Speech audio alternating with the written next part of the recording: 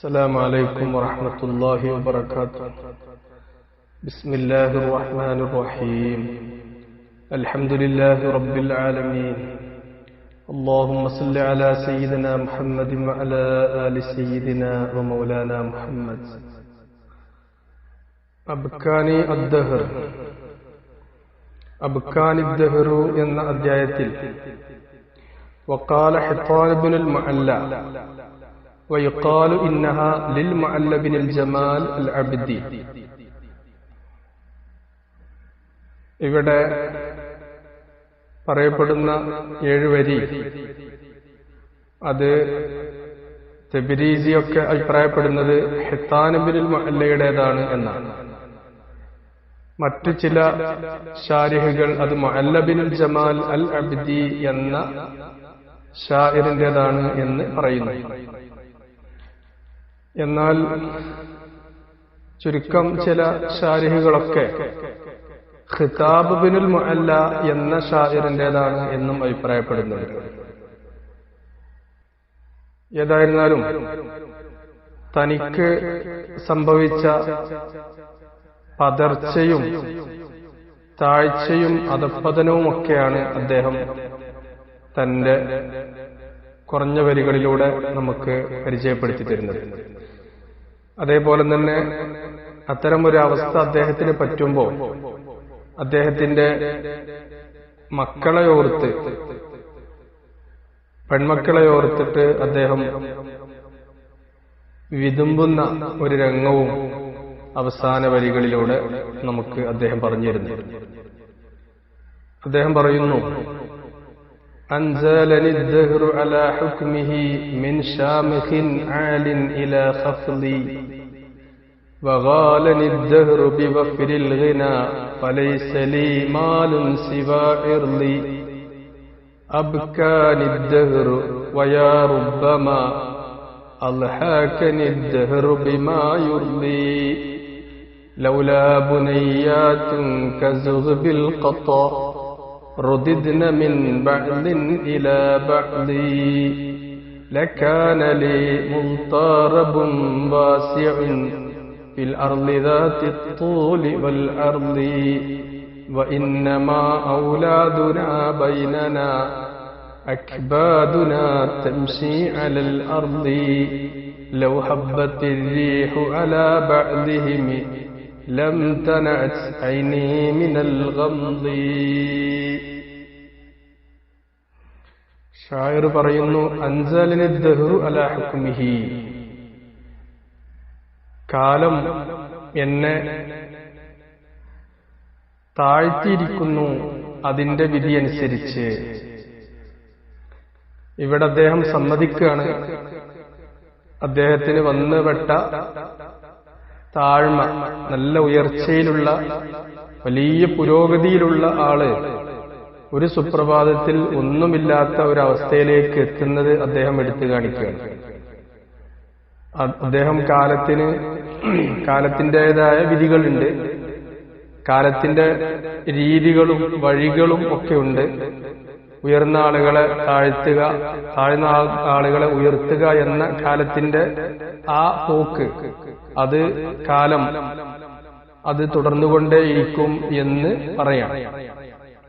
ഇവിടെ ഹിത്താൻ എന്ന ആള് ഇസ്ലാമിയാണോ അതല്ല ജാഹിലിയാണോ എന്നൊന്നും അറിയപ്പെടാത്ത ഒരു വ്യക്തിയാണ്. അപ്പോ അദ്ദേഹത്തിന്റെ സങ്കല്പത്തിൽ അദ്ദേഹം പറയാണ്, കാലത്തിനിക്ക് അതിൻ്റെതായ വഴികളുണ്ട്, അതനുസരിച്ച് അതിലെ എനിക്കൊരു പരിഭവമില്ല, അതിനെ കുറ്റം പറയാനോ കാലത്തെ പഴിക്കാനോ ഒന്നും ഇവിടെ ഷായിർ മുതിരുന്നില്ല. അദ്ദേഹം മുത്തലക്കൻ പറയാണ്, അൻസലനി ദഹ്റു അലാ ഹുക്മിഹി, കാലം എന്നെ താഴ്ത്തിക്കളഞ്ഞു, ഇറക്കിക്കളഞ്ഞു, അലാ ഹുക്മിഹി, കാലത്തിന്റെ വിധി അനുസരിച്ച്. എവിടുന്ന്? മിൻ ഷാമിഖിൻ ആലിൻ, ഉയരങ്ങളിൽ നിന്ന്, ഇലാ ഖഫ്ലിൻ, ഖഫ്ല് എന്ന് പറഞ്ഞാൽ മഖ്ഫൂദ്, മുൻഖഫിദിന്റെ മാനാണ്. ഖഫ്ല് മസ്ദറാണ്. അപ്പോ ഉയരങ്ങളിൽ നിന്ന് താഴ്ചയിലേക്ക് കാലം എന്നെ ഇറക്കി.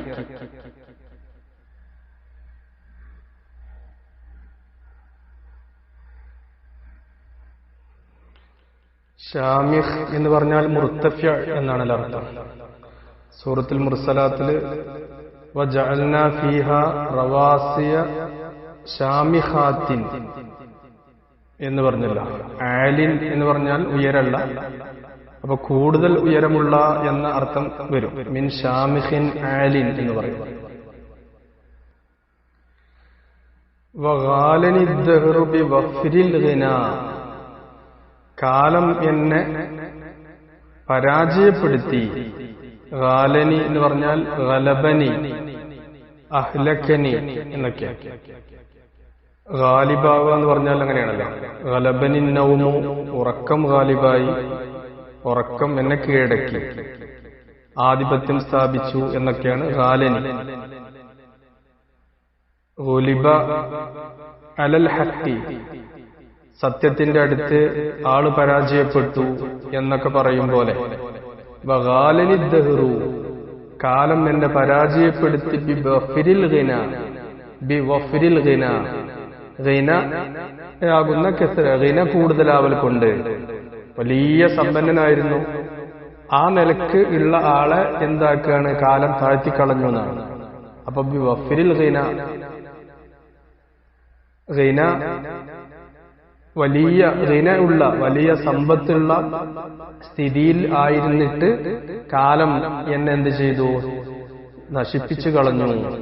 ഇപ്പോഴോ ഫലൈസലി മാലി സിവ ഇർലി, എനിക്ക് ഇല്ല ഇപ്പോ ഒരു മുതലും എന്റെ സ്വശരീരമല്ലാതെ, ഇർല് എന്റെ ശരീരമല്ലാതെ എനിക്ക് ഒന്നും ഇപ്പോ ഇല്ല. അപ്പൊ അവിടെ ഒരു സെൽബ് എന്നൊരു മുദാഫിനെ സങ്കല്പിച്ചു കൊടുക്കണം. ബി വഫ്രിൽ ഗിന, ബി സെൽബി വഫ്രിൽ ഗിന, കൂടുതൽ മുതല് ഇല്ലായ്മ ചെയ്യൽ കൊണ്ട് എന്ത് ചെയ്തു, കാലം എന്നെ കീഴടക്കി കളഞ്ഞു, നശിപ്പിച്ചു കളഞ്ഞു. എന്നിട്ട് തുടർന്ന് അദ്ദേഹം പറയുന്നു, അബ്കാനിദ്ദഹ്റു വയാറുബ്ബമാ അദ്ഹകനിദ്ദഹ്റു ബിമാ യുർദി, കാലം എന്നെ കരയിപ്പിച്ചു. എന്തുകൊണ്ട്? അവിടെ സങ്കല്പിക്കണം ബിമാ യുസ്ഖിതു, ദേഷ്യമുള്ള, കാലത്തിന് പറ്റാത്ത കാര്യങ്ങൾ കൊണ്ട് കാലം എന്നെ എന്ത് ചെയ്തു, കരയിപ്പിച്ചു. വയാ, അദ്ദേഹം വിളിക്കുകയാണ്, വ്യസനിച്ച് പിന്നെ സങ്കടപ്പെട്ടിട്ട് തന്റെ ജനതയെ വിളിക്കുക, വയാ ഖൗമി എന്നാണ്. റുബ്ബമാ അൽഹകനിദ്ദഹ്റു ബിമാ യുർദി, എന്നെ കാലം കരയിപ്പിച്ചു എന്ന് പറഞ്ഞിട്ട് പറയാണ്, കാലം എന്നെ ചിരിപ്പിച്ചിട്ടുണ്ട്. കാലത്തിന് തൃപ്തിയുള്ള, ഇഷ്ടമുള്ള പല കാര്യങ്ങൾ കൊണ്ടും. വലിയ സമ്പന്നനായിരുന്നു, അപ്പൊ കാലത്തിന് തൃപ്തിയുള്ള, കാലത്തിന് ഇഷ്ടപ്പെട്ട കാര്യങ്ങൾ കൊണ്ട് കാലം എന്നെ ചിരിപ്പിച്ചിട്ടുമുണ്ട്. എനിക്കതിലെന്തില്ല, ആരോടും പരാതിയൊന്നുമില്ല. കാലത്തിന്റെ വിധി അത് നടപ്പിൽ വരുത്തിക്കൊണ്ടേയിരിക്കുന്നു. കാലം ഇപ്പം എന്നെ കരയിപ്പിച്ചു, മുമ്പ് പലപ്പോഴും കാലം എന്നെ ചിരിപ്പിക്കുകയും ചെയ്തിട്ടുണ്ട്. എന്നിട്ട് പറയാ, ലൗലാ ബുനയ്യാത്തുൻ കസഗ്ബിൽ ഖത്താ റദദ്ന മിൻ ബഅ്ലിൻ ഇലാ ബഅ്ലിൻ. ബുനയ്യാത്ത്, ബനാത്തിന്റെ തസ്ഗീർ, ചെറിയ പെൺമക്കൾ, കുഞ്ഞുമക്കൾ. ബുനയ്യ എന്ന് ഇബിന്റെ തസ്ഗീറാവുമ്പം കുഞ്ഞിമോൻ എന്ന് പറയുന്ന പോലെ ബുനയ്യാത്ത്, കുഞ്ഞിമോൾ, കുഞ്ഞിമക്കൾ ഇല്ലായിരുന്നെങ്കിൽ ഏതുപോലത്തെ കസഗ്ബിൽ ഖിത്താ. ഖിത്താ എന്ന് പറയുന്നത് ഒരു തരം ദേശാടന പക്ഷി. ആഫ്രിക്കയുടെ കിഴക്കൻ പ്രവിശ്യകളിലും കുവൈത്ത് പോലത്തെ അറബ് രാഷ്ട്രങ്ങളിലൊക്കെ കാണപ്പെടുന്ന ഒരു പക്ഷി. അതിന് പ്രത്യേകത എന്താ? വളരെ നേർമയായിരിക്കുന്ന നേരിയ തൂവൽ അതിനുണ്ടാവും. ദിവസങ്ങളോളം വെള്ളം തേടി മറ്റു രാജ്യങ്ങളിലേക്ക് വരെ പറന്നത് പോകും. അപ്പോ സഗ്ബ് എന്ന് പറഞ്ഞാൽ നേരിയ രോമങ്ങളാണ്. അപ്പൊ നേരിയ രോമങ്ങൾ കൊണ്ട് വിവക്ഷിക്കുന്നത് എന്താണ്? ചെറിയ കുട്ടികൾ. ഫറാഹിൽ ഖത്താ എന്നാണ്. ആ പക്ഷിയുടെ ദേശാടന പക്ഷിയുടെ ചെറിയ കുട്ടികളെ പോലത്തെ ചെറിയ എന്റെ കുഞ്ഞുമക്കൾ ഇല്ലായിരുന്നുവെങ്കിൽ റദദ്ന മിൻ ബഅ്ലിൻ ഇലാ ബഅ്ലിൻ, അവർ പരസ്പരം അങ്ങോട്ടും ഇങ്ങോട്ടും ഇങ്ങനെ ഒരുമിച്ച് കൂടും. അഥവാ എന്നിലേക്ക് അവര് ആശ്രയിക്കുന്നു, ഒരുമിച്ച് കൂടുന്നു, പരസ്പരം അവര് പരസ്പരം അങ്ങോട്ടും ഇങ്ങോട്ടും അവരെന്ത് ചെയ്യുന്നു, എന്നിലേക്ക് ആകർഷിക്കുന്നു, എന്നെ അവര് അഭയം പ്രാപിക്കുന്നു, വളരെ കൂടുതലുണ്ട് എന്നതിലേക്കൊരു സൂചനയാണ്. അപ്പോ അവിടെ എന്ത് ചെയ്യും, ഈ പക്ഷികളുടെ ചെറിയ കുട്ടികൾ, തൂവൽ വെച്ച് വരുന്ന ചെറിയ കുട്ടികളെ സങ്കല്പിച്ചിട്ട് പറയാണ്, ആ കുട്ടികൾ, ചെറിയ പക്ഷിക്കുട്ടികള് തന്റെ തള്ളയിലേക്ക് ഏതുപോലെയാണ് തള്ളയെ അവര് കാണുന്നത്, അഭയം പ്രാപിക്കുന്നത്, രണ്ട് ചിറകിലേക്കും ഇങ്ങനെ ശത്രുക്കൾ വരുമ്പം ഓടിയൊടിക്കുന്നത് പോലെ എന്നെ, എന്റെ പെൺകുട്ടികൾ എന്നെ ആകർഷിക്കുന്നു എന്ന അവസ്ഥ ഇല്ലായിരുന്നെങ്കിൽ അതിന്റെ ജവാബ് പറയാണ്, ലക്കാനലി മുസ്തറബുൻ വാസിഉൻ ഫിൽ അർളി ദാത്തി തൂലി വൽ അർളി. എനിക്ക് ലക്കാനലി, എനിക്ക് ഉണ്ടാവുമായിരുന്നു, മുസ്തറബുൻ വാസിഉൻ ഫിൽ അർളി, ഭൂമിയിൽ പ്രവിശാലമായിരിക്കുന്ന അഭയസ്ഥലം. മുൽത്തറബ്, ഇൽത്തറാബ് എന്ന് പറഞ്ഞാൽ ഹറക്കത്താണല്ലോ. അപ്പൊ ആ മുൽത്തറബ് കൊണ്ട് ഉദ്ദേശിക്കുന്നത് ആ ഹറക്കത്തിന്റെ സങ്കേതം, സ്ഥാനം. ഇപ്പൊ എനിക്ക് ചെറിയ പെൺകുട്ടികൾ, പെൺമക്കൾ ഉള്ളത് കൊണ്ടാണ് ഞാൻ പെടയുന്നത്, നെട്ടോട്ടമോടുന്നത്. അങ്ങനെ അവരില്ലെങ്കിൽ അതിലേക്കും കൂടെ ഇൽത്തറാബ് സൂചിപ്പിക്കുന്നുണ്ട്. ഈ ജവാബിലാണ് ഇപ്പൊ ഇൽത്തറാബ് പറയുന്നുള്ളൂ, ലക്കാനലി മുൽത്തറബുൻ. ഇൽത്തറാബ് കൊണ്ട് ഉദ്ദേശിക്കുന്നത് അൽ മുൽത്തറബു യകൂനുൽ ഇൽത്തിറാബു എന്നാണ്. വയകൂനു മൗദിഅൽ ഇൽത്തിറാബി ലൗലാ ഖൗഫി മിൻ ളിയാഇന്ന വഇബ്ഖാഇ അലൈഹിന്ന ലകാനലി മജാലുൻ വാസിഉൻ എന്നാണ് ഉദ്ദേശിക്കുന്നത്.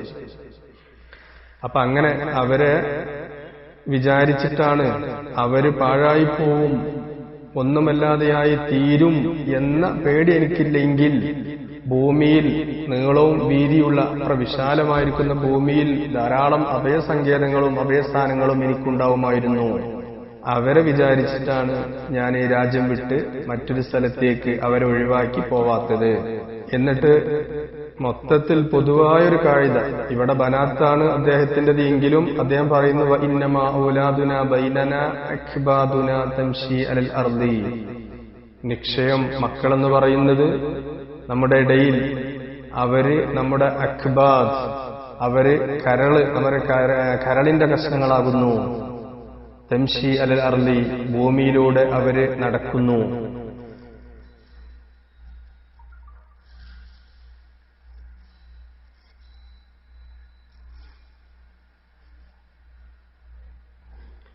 അപ്പൊ മക്കള് നടക്കുന്നത് ഭൂമിയിലാണെങ്കിലും യഥാർത്ഥത്തിൽ അവർ നടക്കുന്നത് നമ്മുടെ ഹൃദയത്തിന്റെ ഉള്ളിലാകുന്നു.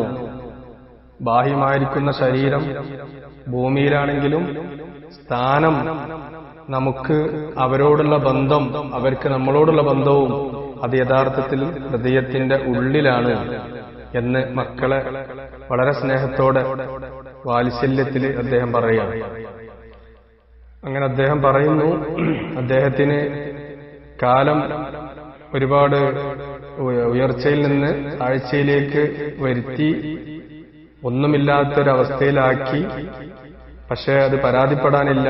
കാലം എന്നെ ധാരാളം ചിരിപ്പിച്ചിട്ടുണ്ട്, ഇപ്പം വളരെ കുറഞ്ഞ സമയം എന്നെ കരയിപ്പിച്ചെങ്കിലും പക്ഷേ എന്റെ മക്കളെ ഓർത്തിട്ട് ഞാൻ നാട് വിട്ട് എങ്ങോട്ടും പോകുന്നില്ല.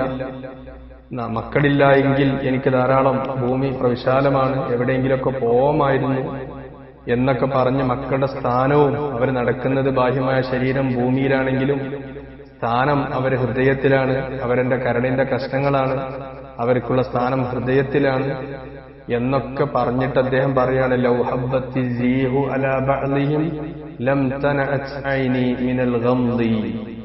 കാറ്റടിക്കുകയാണെങ്കിൽ അവരെ ചിലരെ മേൽ അലാ ബഅദിഹിം എന്നുവെച്ചാ ഒരു ഇക്കീതാക്കി പറയാം, മൊത്തത്തിൽ നശിപ്പിക്കാന്നല്ല, അവരിൽ എന്തെങ്കിലും ഒരു ചെറിയ അപകടം ആർക്കെങ്കിലും പറ്റുകയാണെങ്കിൽ എന്ന് സൂചിപ്പിച്ചുകൊണ്ട് പറയാം ലൗ ഹബ്ബത്തി സീഹു. കാരണം നേരത്തെ ബുനയ്യാത്തിന് അദ്ദേഹം ഉപമിച്ചത് ദേശാടന പക്ഷിക്കുട്ടികളെയാണല്ലോ. അപ്പൊ കാറ്റടിക്കുമ്പോ അവര് നഷ്ടപ്പെടും. അങ്ങനെ ഈ കുട്ടികൾക്ക്, ഇദ്ദേഹത്തിന്റെ പെൺമക്കൾക്ക് ആർക്കെങ്കിലും ചെറിയൊരു പോറൽ പറ്റുകയാണെങ്കിൽ, അതാ ലൗ ഹബ്ബത്തിൽ റീഹു അലാ ബഅദിഹിം, അവരിൽ നിന്ന് ചിലർക്കെങ്കിലും കാറ്റടിക്കുകയാണെങ്കിൽ ലം തനഅത് ഐനി മിനൽ ഗംളി, എന്റെ കണ്ണ് വിലങ്ങാവും കണ്ണ് ചുമ്മൽ നിന്ന്. എന്നുവെച്ചാല് അവിടെ അപകടം പറ്റുമ്പോ ഉറങ്ങാൻ പറ്റൂല, അതല്ലെങ്കിൽ അത്തരം വിഷയങ്ങൾക്കൊന്നും മനസ്സിനൊരു ശാന്തിയും സമാധാനവും കിട്ടൂല. അപ്പോ എന്തെങ്കിലുമൊക്കെ അപകടങ്ങളോ പ്രയാസങ്ങളോ ഒക്കെ മക്കൾക്ക് വരുമ്പോ അത് യഥാർത്ഥത്തിൽ സഹിക്കാനുള്ള ശക്തി മാതാപിതാക്കൾക്ക് ഉണ്ടാവുകയില്ല എന്ന് അദ്ദേഹം തെളിയിക്കുക. ഒരു കണ്ണ് ചുമ്മാൻ പോലും അനുവദിക്കയില്ല എന്ന് പറയുന്നത് കിനായത്താക്കി പറയാം. ഒന്നിനും പറ്റുകയില്ല എന്ന് അർത്ഥം. ഈ ഇദ്ദേഹത്തിന്റെ ബൈത്തുകള്, നമ്മൾ പരിചയപ്പെട്ട ഈ 7 ബൈത്തുകള്, പിന്നെ ഹിത്താൻ ബിൻ മുഅല്ല അതല്ലെങ്കിൽ ഖിതാബ് ബിൻ മുഅല്ല എന്ന ആളുടെ ബൈത്തുകള് അധികരിച്ചുകൊണ്ട് 2019 അൽ ജസീറ പത്രത്തില് കൈസർ എന്നൊരു ഡോക്ടർ,